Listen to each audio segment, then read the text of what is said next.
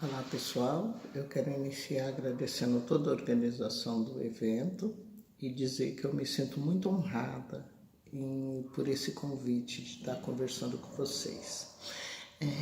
Eu quero começar falando que todos nós somos treinados para gerar filhos perfeitos e maravilhosos.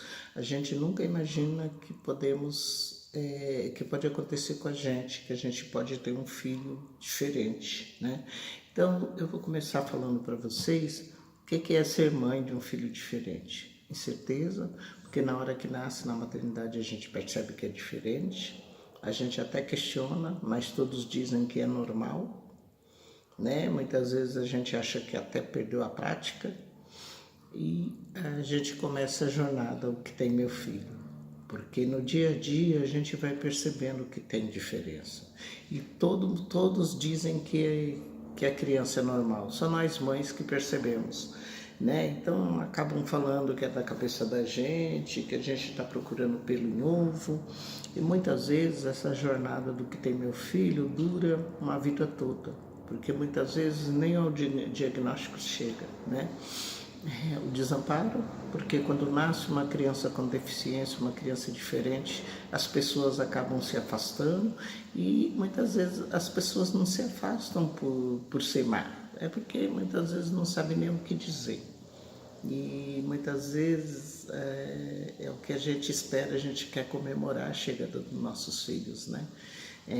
Eu sou colecionadora de imã de geladeira porque eu fiz os imãs para comemorar a chegada da minha filha.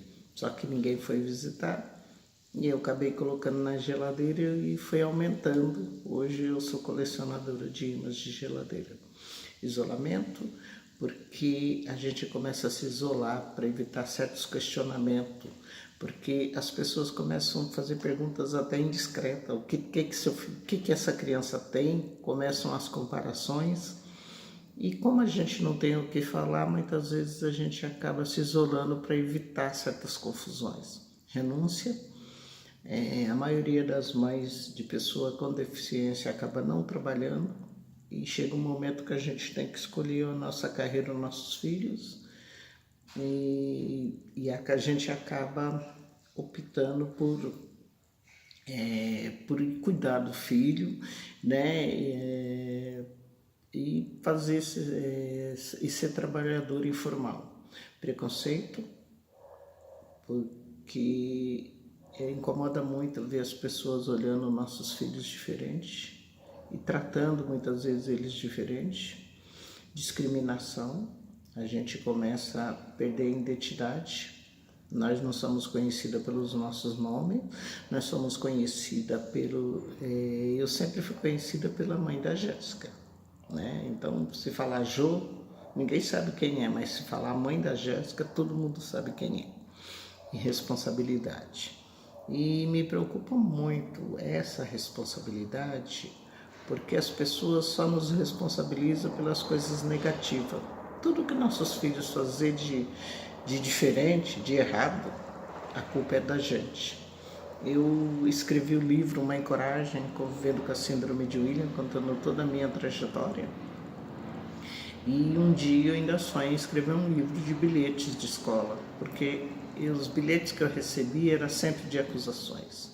Era sempre o que a minha filha fez de negativo e nunca o que ela fez de bom. A gente não recebe muitas vezes nenhum elogio, né? Às vezes, para as pessoas de fora, qualquer ato dos nossos filhos é uma coisa comum de qualquer criança e para nós é uma grande vitória. Porque as pessoas não imaginam a luta que é para a gente ensinar os nossos filhos, né? E a falta de política pública, porque infelizmente a gente vive num país que não tem política pública para ninguém, quem dera para uma pessoa com deficiência. E, segundo pesquisas, 79% do cuidador é a figura feminina e é a mãe.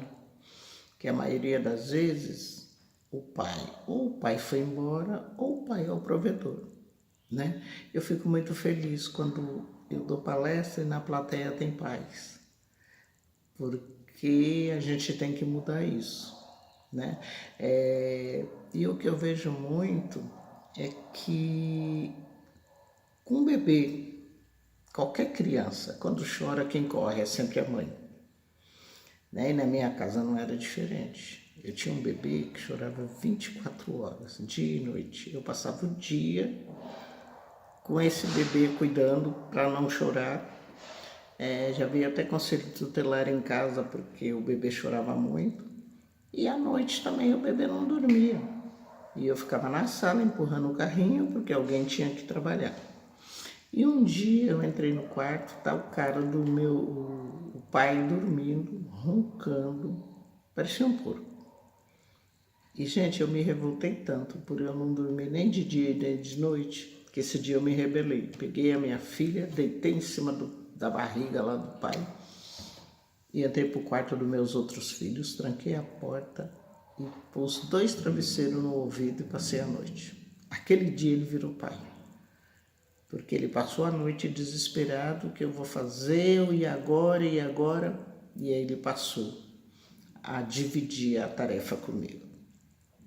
Quantas vezes eu fingi outro compromisso, ou que estava doente, para ele levar no médico, porque ele tinha que também acompanhar o desenvolvimento da filha. E isso funcionou. Na minha casa teve ex-marido, mas nunca ex-pai. Né? Então a gente também tem que dividir responsabilidade. A gente abraçando tudo, a gente não salva a pátria. E nós mães, a gente, como eu falei, a gente não trabalha, não consegue trabalhar, porque se a gente arranjar um emprego, a escola liga para ir buscar, porque é normal qualquer criança brigar na escola. Mas se os nossos com deficiência brigar, é porque está surtado. Eu me lembro que uma vez me ligaram que era para mim ir lá trocar minha filha porque ela se molhou. E eu falei, na mochila tem roupa, só vocês orientar que ela se troca. Né? Então são situações mínimas que a gente passa.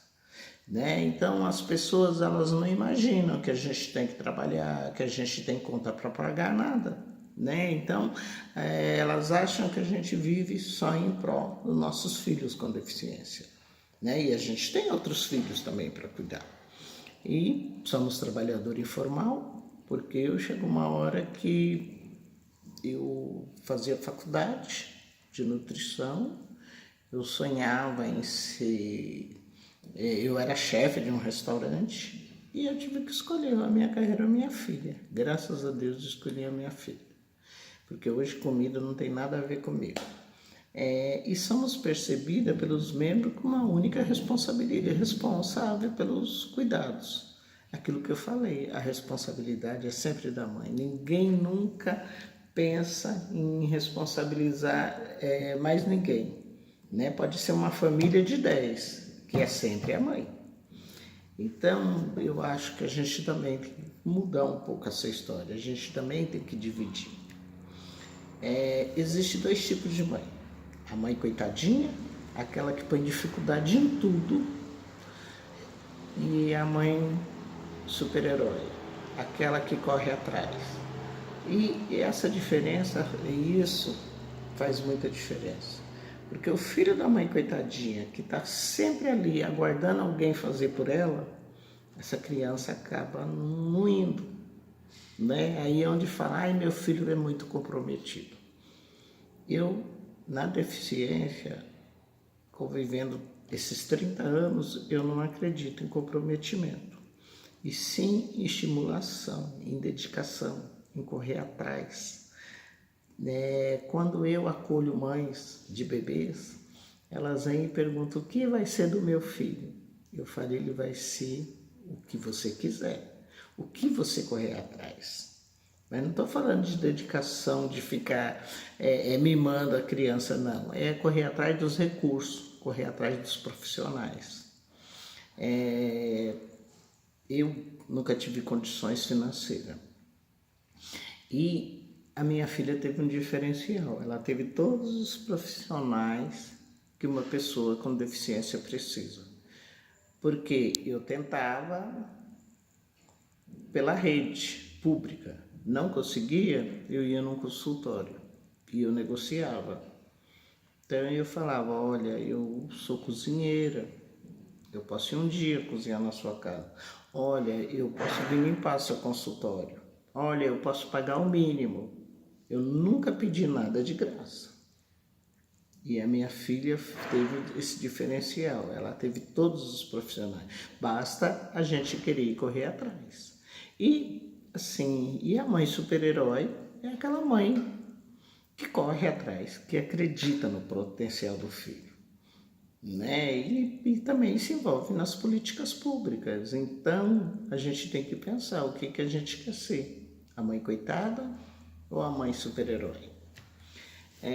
Os maiores desafios de ter um filho com deficiência é a falta de diagnóstico. Infelizmente, a gente vive num país que tudo é demorado, né? E quando é uma doença genética ou uma doença rara, é difícil encontrar o serviço de genética, né? E, graças a Deus ainda existe grupos, pessoas lutando, né? Muitas vezes ninguém tem uma pessoa na família, um membro com uma doença rara, né? Mas a gente tem que pensar o que eu tenho a ver com isso, que pode acontecer com qualquer pessoa, a falta de adaptações. Ninguém quer ter trabalho e a gente que é mãe, que tem um filho com deficiência ou um ente da família, a gente briga diariamente por um lugarzinho, por um pedacinho desse chão.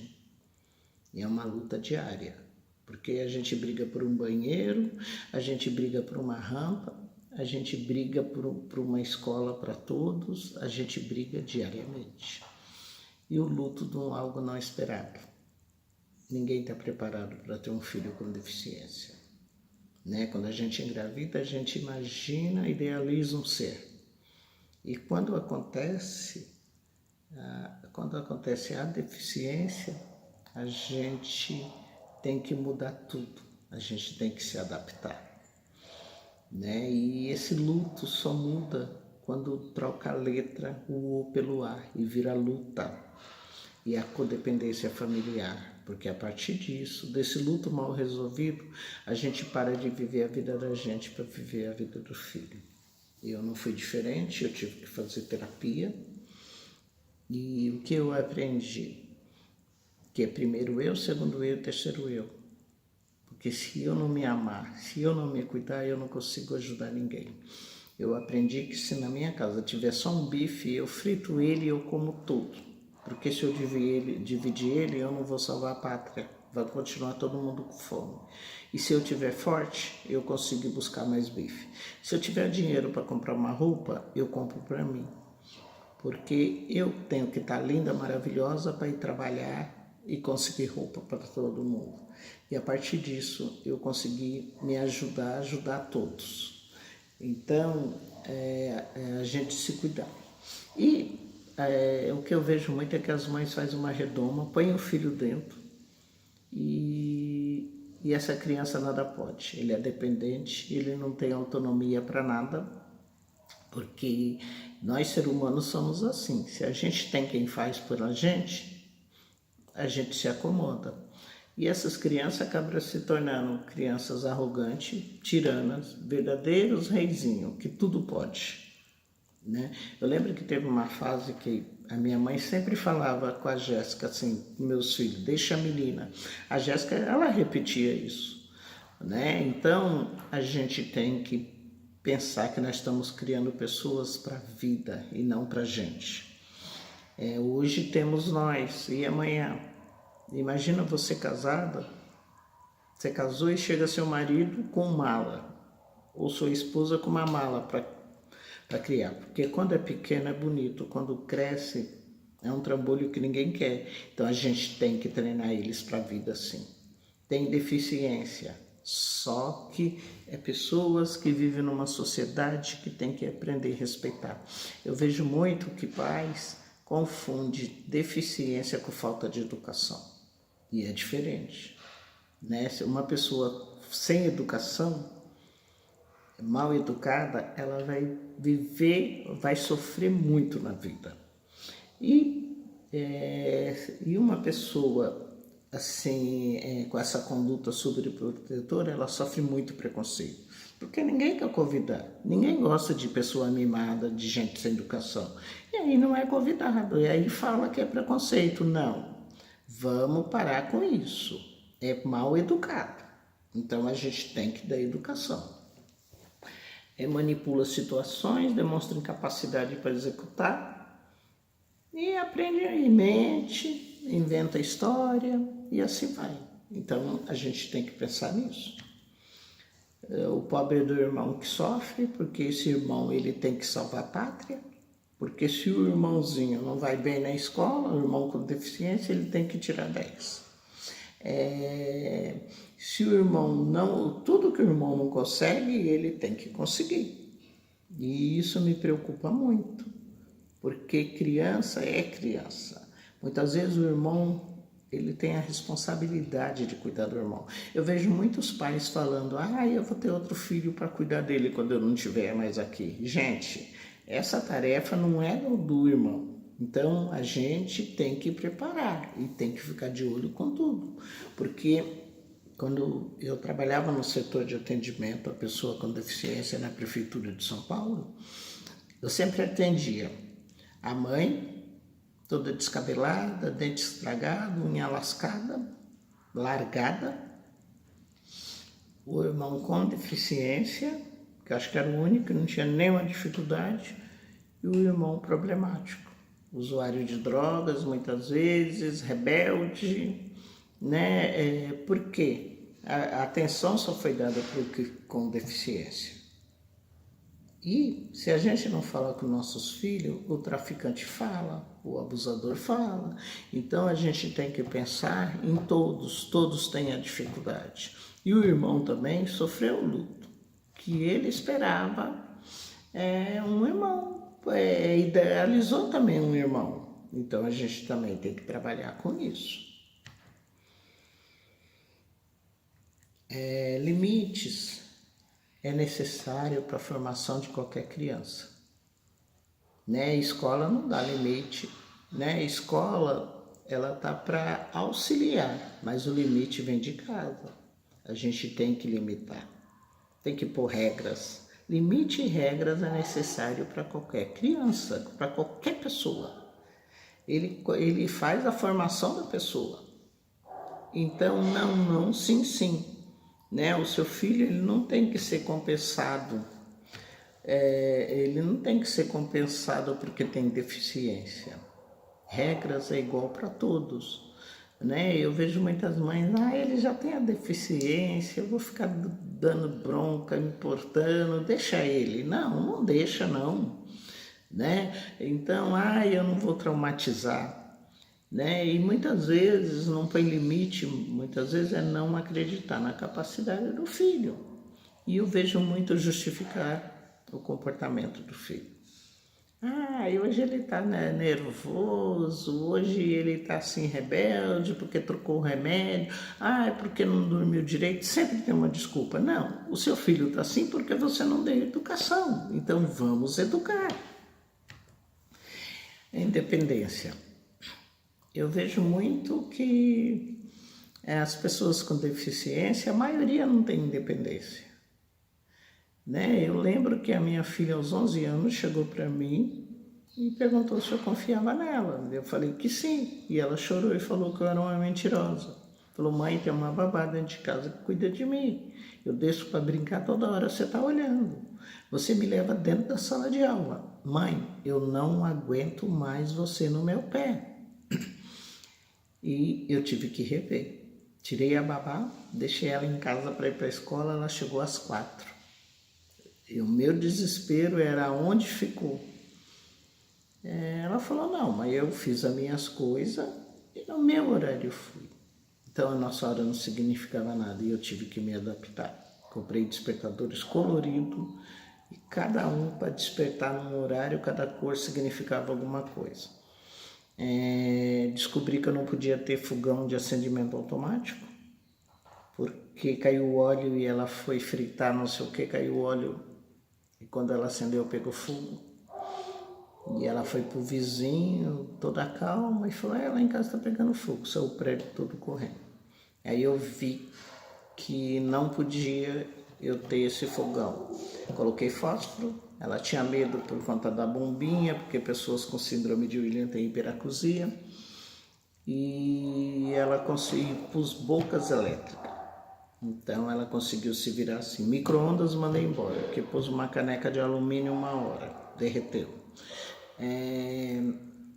Treinamento para andar de ônibus não é fácil, não é pegar o filho e soltar, é treinar. Eu fiz parceria com todos os motoristas do meu bairro, e do meu bairro inteiro.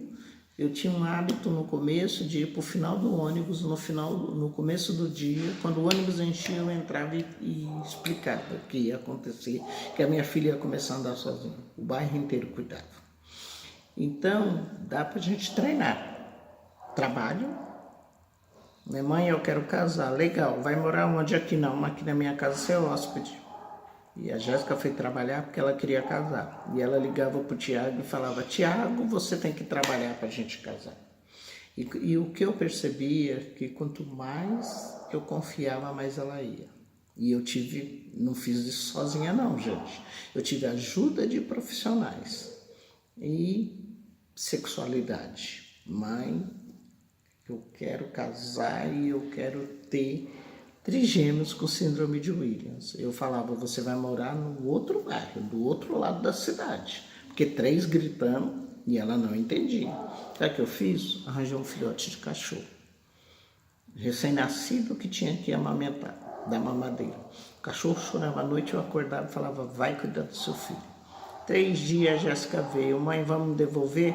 Eu falei, nossa, Jéssica, eu devia ter te devolvido. Eu falei, olha, o cachorro não toma banho todo dia, o cachorro não usa fralda. Eu fico te imaginando com o bebê que você vai ter que fazer tudo isso e chorando. A Jéssica rapidinho, mãe, eu não quero ter filho, porque criança enche o saco e dá trabalho. Se a gente fala que não pode, o proibido é gostoso. Toda vez que nossos pais falaram, não, nós fomos. E a Jéssica logo, assim, eu treinei a Jéssica.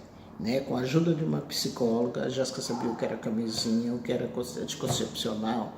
A Jéssica aprendeu a definir abuso com carinho. A Jéssica, houve 2 tentativas de abuso sexual, ela soube identificar e correr. Então, trabalhar a sexualidade de uma pessoa com deficiência é uma proteção.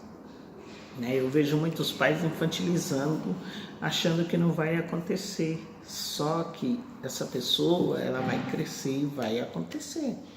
E pessoa com deficiência não tem sexualidade a mais. O que ele precisa é ser educado, nos lugares certos, na hora certa. Então tem jeito sim. Então não infantiliza, não nega, não mente, não ignora, educa. Educa que dá certo. A importância de participar de grupos de apoio. Quando eu percebi que eu tinha uma filha diferente, eu comecei a procurar e participar de conselhos, de associações, porque é muito bom quando a gente acha pessoas que vivem a mesma realidade. Quando a gente forma uma cadeia que anda todo mundo junto. Então, é muito importante participar de grupos de apoio e é muito importante contar com profissionais que nos ajudam. Se envolver nas políticas públicas, associações. Na época, quando eu descobri a síndrome de Williams, eu não achava nada, não existia nada no Brasil. E eu passei a procurar mães que viviam a mesma realidade. E juntamos em 8 mães e fundamos a Associação Brasileira de Síndrome de Williams. E dessas 8 mães, hoje nós somos no Brasil mais de 4.000. E nós nos tornamos o símbolo da luta pelas pesquisas. Hoje temos um site, hoje temos tratamento, hoje a gente consegue muita coisa. E antigamente a pessoa com síndrome de Williams só era diagnosticada a partir da idade escolar. né, uma suspeita a partir disso. Até então era uma criança bagunceira. Hoje nós já temos os bebês diagnosticados, né? E era impossível falar em alfabetização para pessoa com síndrome de William. E hoje nós vemos que eles têm jeito, que eles conseguem sim se alfabetizar. Movimentos, os grupos de apoio foi muito importante para mim. Me envolver nos conselhos de direitos. Toda cidade tem conselho da pessoa com deficiência, tem conselho da criança e do adolescente, tem conselho do negro, conselho do índio, conselho da mulher, tem vários tipos de conselho. Então a gente tem que se envolver sim nas políticas públicas. E é nos conselhos da onde saem as leis, nas conferências dos conselhos. Então a gente tem que estar lá. O Poder Executivo, hoje já existe as secretarias da pessoa com deficiência, tem da assistência social, da saúde, e a gente tem que estar presente ali para saber o que esse povo está falando. Como eu falo, é fazer o controle social, e a gente que tem que controlar tudo isso. Não adianta só ficar reclamando que não tem leis, que não tem isso, se a gente não faz nada. Nas câmaras municipal, nas assembleias legislativas, tem as comissões, a gente tem que estar lá. E o Poder Executivo, existe o Ministério Público, que atende às causas coletivas, existe a Defensoria Pública, que atende às causas individuais para pessoas de baixa renda, e a gente tem que ler as leis de políticas nacional, as portarias, a LBI, a Lei Brasileira de Inclusão, a Convenção da ONU. A gente tem que ter o hábito de ler e saber dos seus direitos. Eu me lembro que na fase escolar, a minha filha foi uma das primeiras pessoas com deficiência intelectual a ter o direito de estudar junto com outros. E eu não conhecia nenhuma dessas leis. Eu consegui isso com a Constituição, que fala onde todos nós somos iguais. E eu levei a Constituição para o juiz e perguntei por que na hora de ir para a escola minha filha era diferente. Então a gente tem que ir atrás. A participação da sociedade, como eu falei, é muito importante para o controle social, para formular as denúncias, para acompanhar e avaliar se ficou bem. Não é só ficar em casa reclamando, esperando alguém fazer, a gente também tem que fazer. E lutar pela igualdade de oportunidade, que esse é fundamental para todos. Todos nós temos o direito de participar e de ser igual. Então tem que ter essa igualdade de oportunidade. Eu não sei se vocês perceberam que eu refiro a minha filha ao passado. A minha filha tinha síndrome de William, uma das características, 90% das pessoas com síndrome de William têm cardiopatia. E é uma cardiopatia que faz cirurgia e vida normal. A minha filha, a cardiopatia dela era muito severa, né? Desde bebê, né, começaram as pneumonias e eu era culpada porque eu não cuidava. E um dia eu atravessei a cidade de São Paulo com a minha filha com muita febre, não estava bem, procurando uma pediatra, que foi um anjo na minha vida com meus outros filhos. E ela atendia do outro lado da cidade, num hospital público. Eu invadi esse hospital com a minha filha e chorando eu entreguei a minha filha para essa pediatra. Na hora que ela pegou a minha filha, que foi conversar comigo, a minha filha teve uma parada cardíaca. E nesse dia, até hoje nós somos amigas, hoje ela fala que eu salvei a vida da minha filha. E aí eu conheci uma outra realidade, mãe de UTI. Aos 4 meses minha filha já foi entubada na UTI. Então eu sempre tive as minhas idas e vindas, que a minha filha tinha uma cardiopatia muito severa. E chegou uma hora, aos 19 anos, que ela precisou de um coração novo. Foi uma luta para ir para a fila de transplante, ela estava tão ruim que ela foi na quinta, na madrugada de sábado chegou o coração, um sucesso. O transplante, a recuperação foi um sucesso E quando a recuperação foi um sucesso, ficou 47 dias transplantada e pegou um citomegalovírus e veio a óbito. E na hora que ela faleceu, eu respirei missão cumprida. E a minha ideia era: não quero mais saber de pessoa com deficiência, não quero mais saber de síndrome de Williams, vou virar página e cuidar da minha vida. Só que eu tinha agenda, né, para cumprir, e na última cidade, que era o meu último compromisso, eu discuti com o prefeito, né, e ele pôs um desafio para mim dar palestra para 250 pessoas, e eu não sabia nem o que eu ia falar. Pensei, eu vou ser vaiada. E aí, à noite eu sonhei com a minha filha, e ela veio, e ela andava e falava, mas me agradeceu pela honra de ter sido a minha filha e me pediu para mim não abandonar a causa. E continuo até hoje, né? Essa é a minha luta, essa é a minha causa. Hoje eu viajo o Brasil inteiro mostrando para esses pais que tem jeito, né? Porque tudo que eu vejo é a mãe dando banho em homens, chamando de meu bebê, e nada acontece. Então a gente eu tento fazer, mudar tudo isso, né? Minha filha teve muitas homenagens, a escola onde ela fez a diferença hoje tem o nome dela. Eu acho que é a primeira vez que uma escola tem o nome de um aluno. Existe um auditório no Parque do Jaraguá com o nome da minha filha, porque eu ajudei em toda a acessibilidade. Uma casa de apoio no Pará com o nome dela.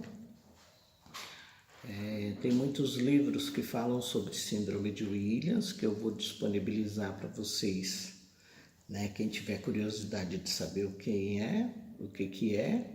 E tem o meu livro, Mãe Coragem, Convivendo com a Síndrome de Williams, que na verdade era o meu diário, né? Que eu consegui transformar em livro. E eu vou terminar com a seguinte reflexão: as qualidades superam as dificuldades. Toda pessoa é capaz, não existe manual de pessoa, tratar as pessoas com igualdade e respeitar as limitações.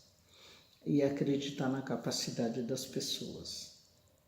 Eu vou deixar o meu contato, quem tiver alguma dúvida, alguma coisa, pode entrar em contato.